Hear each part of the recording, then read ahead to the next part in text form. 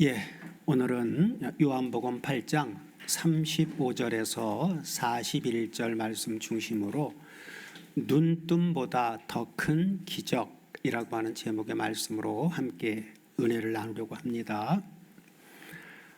예, 사랑하는 여러분, 세상에는 두 종류의 만남이 있습니다.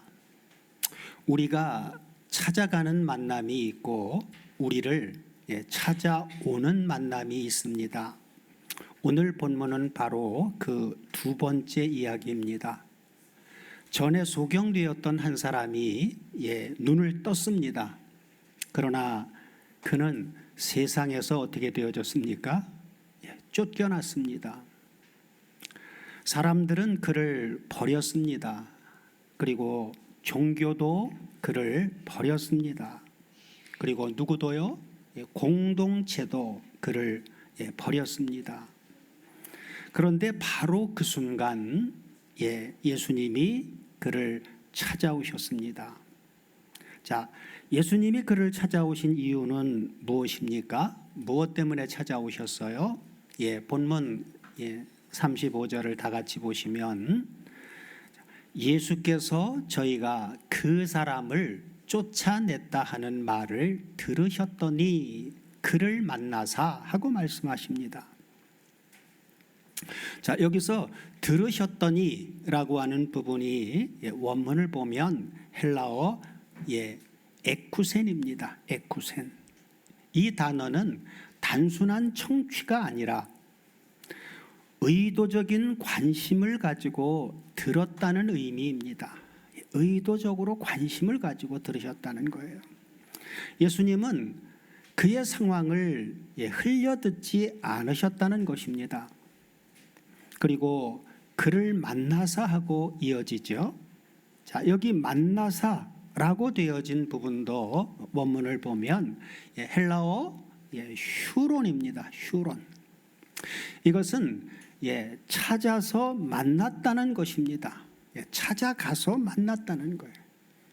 그러므로 이 또한 우연히 만난 것이 아니라 의도적으로 그를 찾아가셔서 만난 것입니다. 이 장면은 복음의 본질입니다. 인간이 하나님을 찾아간 것이 아니라 하나님이 인간을 찾아오신 사건입니다. 아담은 죄를 짓고는 어떻게 했습니까? 숨었습니다. 아브라함은 어땠습니까? 아브라함도 하나님을 모르는 그런 삶을 살고 있었습니다. 모세는 어땠어요? 모세는 40년 동안 애굽에서 성장하죠. 어머니로부터 젖을 먹으면서 배웠던 그의 신앙으로 그는 스스로 하나님을 안다고 생각했었습니다. 그러나 그는 어떻게 됐습니까? 결국 광야로 도망하여서 40년 세월을 도망자 신세로 살았습니다. 그리고 신약의 대표적인 인물인 사울도 교회를 박해한 박해자였습니다.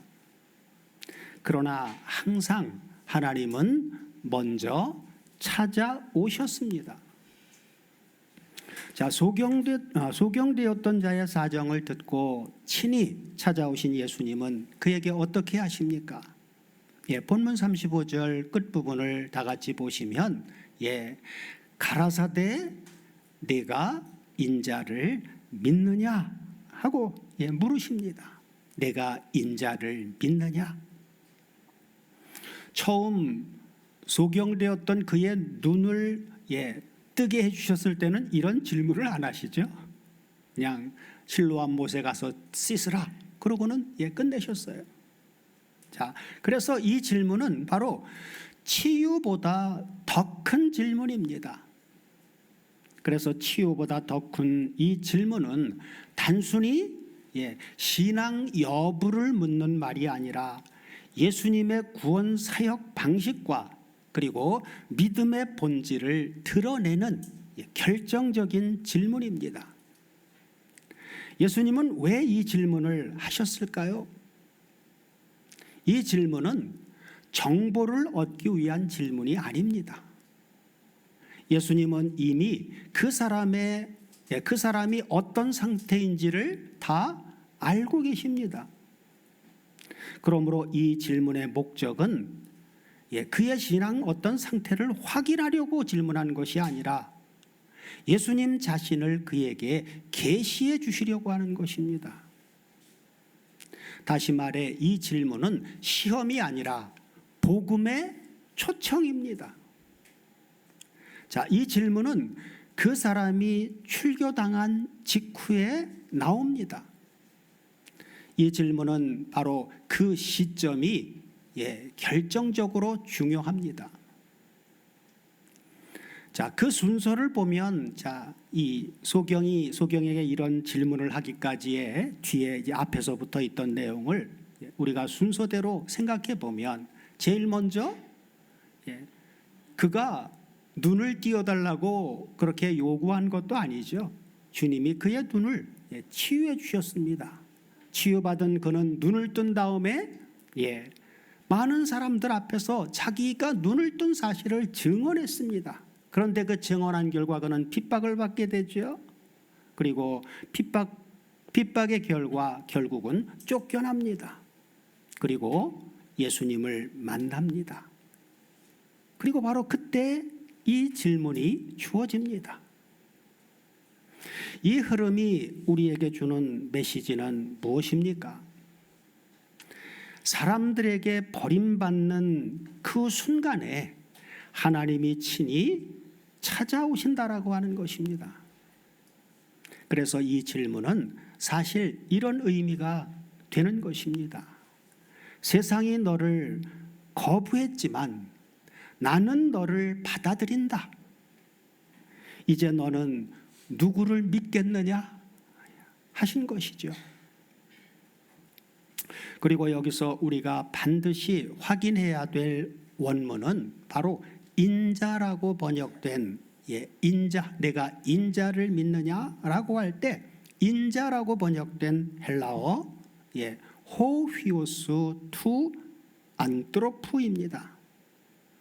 자, 원문을 보면 헬라어가 이제 두 가지 사본이 있는데 알란드 사본에는 인자를 그대로 호휘오스 투 안드로프 이렇게 돼 있고 여기 지금 큰 글씨로 돼 있는 이 본문은 스테반 사본입니다. 스테반 사본에는 톤 휘원 투 떼우 이렇게 돼 있죠. 만약에 스테판 본대로 우리말 성경이 번역됐다면 인자를 믿느냐가 아니라 뭐라고 번역해야 돼요? 하나님의 아들을 믿느냐? 내가 하나님의 아들을 믿느냐? 이렇게 번역을 했어야 되죠. 그러나 우리말 성경은 알란드 사본을 중심으로 번역된 것이죠. 그래서 이 인자라고 하는 이 표현, 이것은 단순한 사람의 아들이 아닙니다. 이것은 다니엘서 7장과 그리고 10장 배경에서 나오는 메시아 칭호입니다. 메시아 칭호.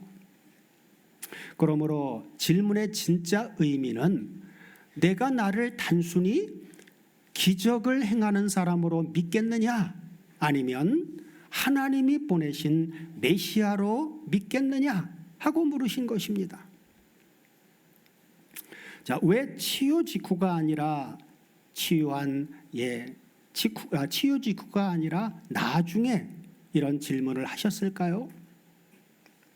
이것이 가장 중요합니다. 예수님은 일부러 눈을 띄워주는 기적 직후가 아니라 쫓겨난 후에 물으셨습니다. 그 이유는 기적 때문에 믿는 믿음과 진리 때문에 믿는 믿음을 구별하시기 위해서입니다. 기적 직후 믿음은 감정 반응일 가능성이 있지만 핍박 후의 믿음은 진짜 믿음입니다. 그러므로 예수 그리스도의 진짜 질문하심의 의도는 너는 눈이 열린 것만 원하느냐 아니면 진짜 나를 원하느냐 하신 것이죠. 요한복음 전체 메시지에서 이 질문은 표적 신앙에서 인격 신앙으로 넘어가는 문입니다. 결론적으로 요한복음 9장 35절에 내가 인자를 믿느냐 하신 이 질문은 믿음의 유무를 묻는 것이 아니라 믿음의 대상이 누구인지를 드러내시기 위한 것입니다. 자, 치유보다 더 큰 예수님의 질문을 들은 소경되었던 자의 대답은 어떻습니까? 본문 36절을 다 같이 보시면 내가 인자를 믿느냐라고 했을 때 즉시로 대답하여 가로되 주여 그가 누구오니까 내가 믿고자 하나이다 하고 대답합니다. 여기서 믿고자 라고 하는 부분은 헬라어 피스티우소입니다. 피스티우소는 믿게 해주십시오, 믿겠습니다 라고 하는 결단 의지를 담은 가정법 표현입니다. 이 말은 지식이 없는 고백입니다. 예수님이 누군지 지금 모르고 있잖아요, 그죠? 지식이 없는 고백이에요. 그러나 마음은 어떻습니까? 마음은 열려 있습니다. 세상은 지식을 요구합니다. 그러나 하나님은 무엇을 원하십니까? 우리의 갈망을 찾으십니다. 내가 정말로 메시아를 갈망하느냐? 내가 정말로 메시아를 찾느냐? 라고 하는 갈망을 찾으시는 것이죠. 구약에도 보면 그 갈망에 대한 대표적인 그러한 말씀이 예레미야서에 보면 너는 내게 부르짖으라. 또 너는 나를 만날 만한 때에 나를 찾으라. 이렇게 여러 곳에 말씀을 해놓으셨죠. 자, 소경되었던 자의 갈망을 주님은 확인하셨습니다. 그리고 주님은 그에게 어떻게 말씀하십니까? 자, 본문 37절을 다 같이 보시면 예수께서 가라사대 내가 그를 보았거니와 지금 너와 말하는 자가 그이니라 하고 말씀하십니다. 이 말은 요한복음 전체에서 아주 가장 강력한 예수님 자기 자신의 계시 선언 중에 하나입니다. 그리고 이어지는 본문 38절에서 예수님의 말씀을 들은 이 소경되었다가 눈뜬 사람은 즉시로 말하죠. 즉시로 대답합니다. 자, 38절 다 같이 보시면 뭐라고요? 가로되 주여 내가 믿나이다. 그렇죠. 주여 내가 믿나이다 하고는 바로 절을 하는지라 하고 말씀합니다. 여기 절하는지라 라고 하는 이 단어는 원문을 보면 헬라어 프로세퀴네센입니다. 프로세퀴네센. 이 단어는 단순한 인사가 아닙니다. 이것은 예배 동사로 신에게만 사용하는 단어입니다. 신에게만. 사람에게는 사용하지 않아요. 그렇다면 소경되었던 자는 지금 무엇을 한 것입니까? 예수님을 하나님으로 인정한 것입니다. 이것이 바로 눈뜸보다 더 큰 기적입니다. 그는 육신에 눈만 뜬 것이 아니라 그의 영혼이 눈을 뜬 것입니다. 한 영혼의 눈을 뜨게 해주신 메시아적 사역 후 이어지는 주님의 말씀은 무엇입니까? 본문 39절을 다 같이 보시면 예수께서 가라사대 내가 심판하러 세상에 왔으니 보지 못하는 자들은 보게 하고 보는 자들은 소경되게 하려 함이라 하시니 하고 말씀하십니다. 여기에 심판하러 할 때에 이 심판이라고 하는 단어는 헬라어로 크리마라고 하는 단어입니다. 크리마.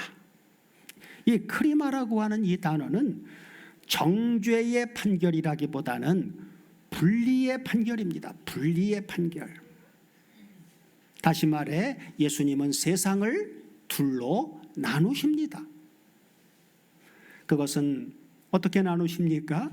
오늘 본문의 내용상으로 볼 때는 겸손한 자와 교만한 자로 나눕니다.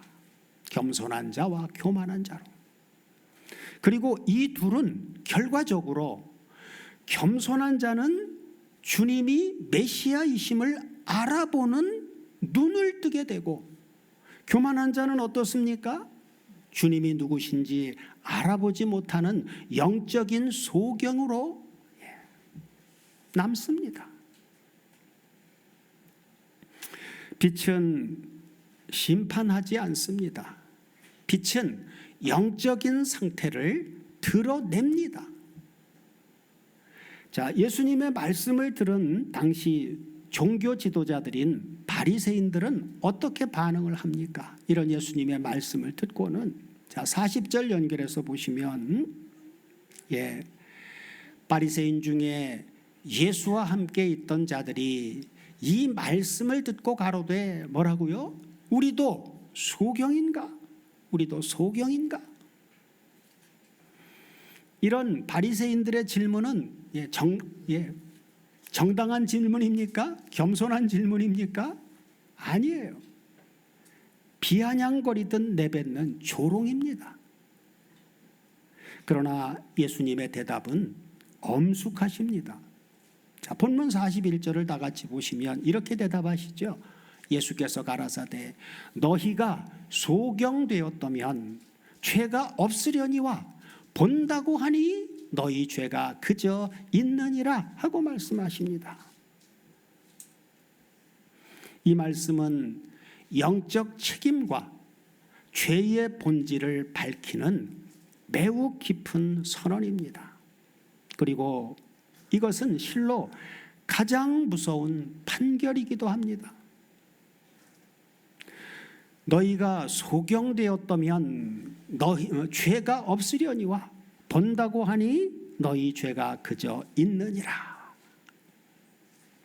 핵심은 이것입니다. 모르는 죄보다 안다고 착각하는 죄가 더 크다는 것입니다. 안다고 착각하는 죄. 과거 우리 신앙생활을 돌아보면 안다고 착각했던 세월들이 오랜 세월을 왔더라고요.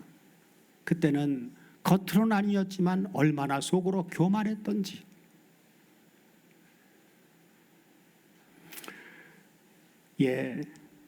영적인 맹인은 회개합니다. 그러나 영적 교만은 절대로 회개하지 않습니다. 그래서 가장 위험한 상태는 이것입니다. 그것은 바로 나는 괜찮다 하고 믿는 상태입니다. 요한복음 9장 전체의 문맥에서 41절은 날 때부터 소경되었던 사람은 보게 되고, 그리고 반대로 바리새인들은 어떻습니까? 눈 멀쩡히 뜨고 보고 산다는 바리새인들은 보면서도 못 보는 상태로 드러납니다. 그러므로 주제는 육체적 시력 문제가 아니라 영적 시력, 곧 주님을 인식하는 인식 능력입니다. 주님을 어떤 분으로 인식하고 사느냐, 영적인 눈이죠. 41절의 구조를 영적 의미로 분석해 보면, 맹인이 되었다면, 자, 소경이 되었다면 이라고 하는 이 말씀은 너희가 차라리 영적 소경임을 인정하는 겸손한 자들이었다면 차라리 나았을 것이라고 하는 의미이고, 죄가 없으려니와 하심은 책임이 덜했을 것이라고 하는 것이 되고, 본다고 하니 하심은 진리를 안다고 주장하니가 되고, 죄가 그대로 있느니라 하심은 책임이 확정됨을 의미하는 것입니다. 본다고 한다라고 하는 것은 책임이 이미 확정되는 거예요. 보지 못하면서도 본다고 했으니. 그리고 여기서 죄가 없으려니와 라고 하는 말씀의 진짜 의미는 죄 자체가 없다라고 하는 뜻이 아닙니다. 그죠? 첫사람 아담의 범죄 이후 인류는 원하든 원하지 않든 다 어떤 상태로 태어났어요? 전부 죄 가운데 태어나서, 그러니까 죄가 없다는 얘기가 아니란 말이에요.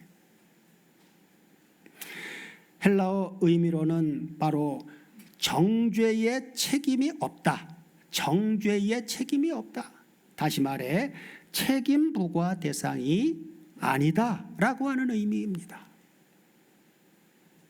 다시 말해 모르면 책임이 줄어들고, 알면서 거부하면 책임이 확정된다는 것입니다. 그러므로 예수 그리스도께서 끝으로 선언하신 말씀의 핵심은 죄의 본질은 무지가 아니라 빛을 보고도 거부하는 것이다 하신 것입니다. 오늘 본문 41절은 죄를 이렇게 정의합니다. 죄는 계시를 거부하는 의지이다 하고 말입니다. 죄는 뭐라고요? 계시를 거부하는 의지이다. 그래서 성경에서 가장 심각한 죄는 도덕적 실패가 아니라 계시된 진리를 거절하는 것입니다. 그러므로 요한복음 9장 41절의 의미는 모르는 상태는 심판의 근거가 되지 않지만 알면서 거부하는 상태는 심판을 확정한다는 것입니다. 오늘 본문의 구속사적 의미는 무엇입니까? 이 사건은 한 사람의 회심 이야기가 아닙니다. 첫 아담의 범죄로 죄와 사망 아래 있게 된 인류 구원의 구조입니다. 소경되었던 자의 쫓겨남은 인간의 타락을, 주님이 친히 찾아오심은 성육신을, 소경되었던 자의 믿음은 회심을, 그리고 소경되었던 자의 경배는 구원의 완성을 말씀해 주고 있습니다. 복음은 바로 이것입니다. 우리가 하나님을 찾아간 이야기가 아니라 하나님이 우리를 찾아오신 이야기입니다. 자, 이제 오늘 본문을 우리에게 적용할 차례입니다. 오늘 본문은 우리에게, 주님과 연합된 우리에게 어떻게 적용이 됩니까? 오늘 본문은 우리에게 이렇게 질문합니다. 첫째는 나는 예수를 아는가 아니면 내 삶의 구주로 믿는가 하는 것입니다. 아는 건 머리죠. 믿는 건 우리의 전부를 드리는 것입니다. 아는 것과 믿는 것은 전혀 다릅니다. 지식은 머리에 있고 믿음은 존재 전체에 있습니다. 자, 둘째는 나는 지금 예수님을 메시아로 보고 있는가 하는 것입니다. 눈을 뜬 사람의 특징은 하나입니다. 그는 메시아 예수님을 본다는 것입니다. 세상을 보는 눈이 밝아지는 것이 아니라 그리스도를 보는 눈이 열린 것입니다. 그 다음에 셋째는 나는 쫓겨나도 믿을 수 있는가 하는 것입니다. 나는 쫓겨나도 믿을 수 있는가? 우리가 교회에서 교회를 떠난 사람들의 대부분은 보면 무엇 때문에 교회를 떠납니까? 모두가 다 상처받고 떠납니다. 상처받고. 그런데 안타까운 것은 누구에게 상처를 받았느냐 그 말이에요. 아버지와 주님은 우리에게 준 상처가 하나도 없습니다. 누구에게 상처받았어요? 믿는다고 하면서 가짜로 믿는 사람들에 의해서 상처를 받은 거예요. 그러나 그렇게 상처받고 교회에서 떠밀려 나갔어도 그냥 세상으로 가버리면 그 사람은 어떤 사람이에요? 여전히 소경인 것이지요. 그러나 쫓겨나도 아버지와 주님을 버리지 않고 그분을 바라보고 그분을 만나기 위해 갈망하고 찾아가는 사람은 쫓겨나는 그러한 문제도 아무 문제가 될 수 없다는 것이죠. 그래서 나는 쫓겨나도 믿을 수 있는가? 사람은 실망시켜도 하나님은 절대로 우리를 실망시킨 적이 없습니다. 그래서 진짜 믿음은 환경이 좋을 때 증명되지 않습니다. 환경이 좋을 때는 누구나 다 잘 믿는 것처럼 그렇게 할 수가 있어요.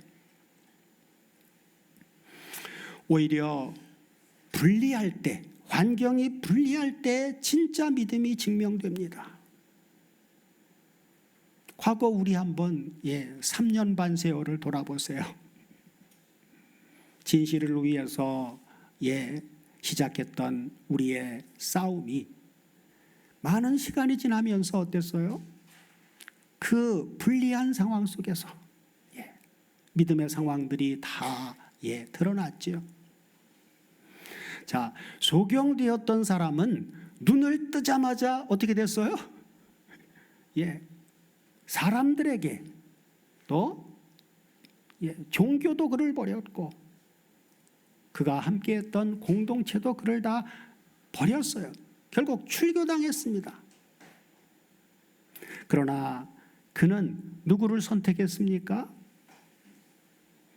그런 불리한 상황에서도 예수님을 선택했습니다.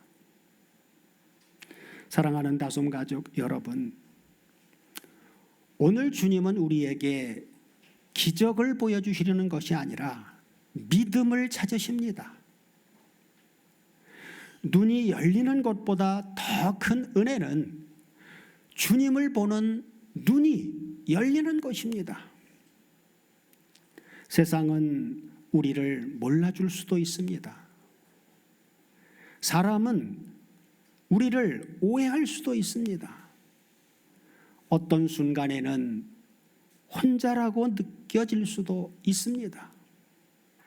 그러나 기억하십시오. 사람들이 밀어낸 바로 그 자리로 주님은 반드시 찾아오십니다. 그리고 지금도 주님은 같은 질문을 하십니다. 뭐라고요? 내가 나를 믿느냐? 내가 나를 믿느냐? 사랑하는 여러분, 오늘 우리의 대답은 단 하나이길 바랍니다. 그것은 바로 뭐라고요? 소경의 고백처럼 주여 내가 믿나이다. 주여 내가 믿나이다 하고 말입니다. 그 순간 세상은 몰라도 누구는 압니까? 하늘은 압니다.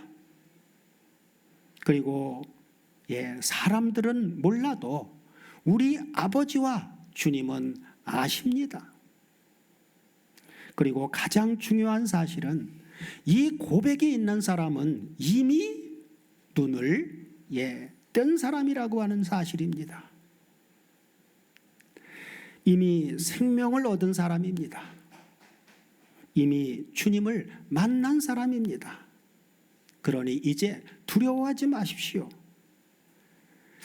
세상이 아니라 주님을 바라보십시오. 눈뜬 사람은 세상을 보는 사람이 아니라 누구를 보는 사람입니까? 주님을 바라보는 사람입니다. 이제부터는 세상이 아닌 주님만을 항상 바라보고 사는 저와 여러분이 되게 해주시기를 우리 주 그리스도 예수의 이름으로 축원드립니다. 아멘.